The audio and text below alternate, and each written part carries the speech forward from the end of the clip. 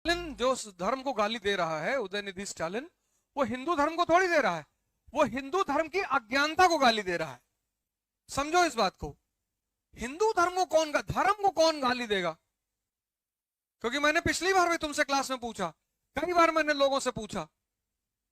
अब कितने लोग हो इस क्लास में जिन्होंने हनुमान चालीसा कम से कम 50 बार तो पढ़ी होगी? कितने लोगों ने पढ़ी? 1 2 3 4 5। तुमने पढ़ी? 8 सिद्धियां गिनाओ। ले देखो, इसको गाली दे रहा था वो। अरे 50 बार तुम्हारे सामने से एक लाइन गुजरी, अष्ट सिद्ध नौ निधि के दाता, और तुम चापे जा रहे हो, तुमको कह रहा हूं मतलब ही नहीं हमको ये क्या लिखा हुआ है। तुम उसको नाहक में गाली दे रहे हो उदयनिधि स्टालिन को।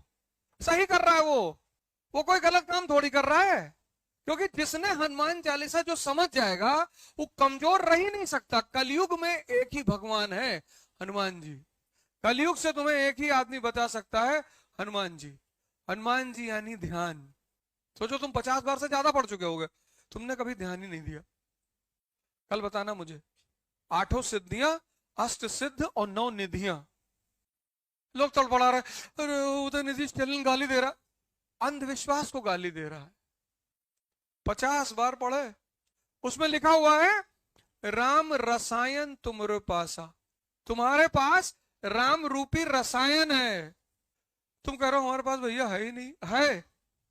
कभी स्टालिन वो कारगिल पार्क में टहलना, उसमें विवेकानंद के बड़े सारे कोट्स लिखे हुए हैं। उसमें एक कोट बड़ा प्यारा है, एक ही लाइन का है कि दुनिया में सबसे बड़ा पाप है अपने आप को कमजोर समझना, क्योंकि तुम हो ही नहीं। नासे रोग हरे सब पीरा, जपत निरंतर हनुमत बीरा। 1 घंटा अपनी सांस पर ध्यान दे दो, अगर लग जाए तो शरीर में कोई व्याधि नहीं बचेगी। 1 घंटा, जो कि नामुमकिन है। अभी करके देख रहे थे 20 मिनट के लिए।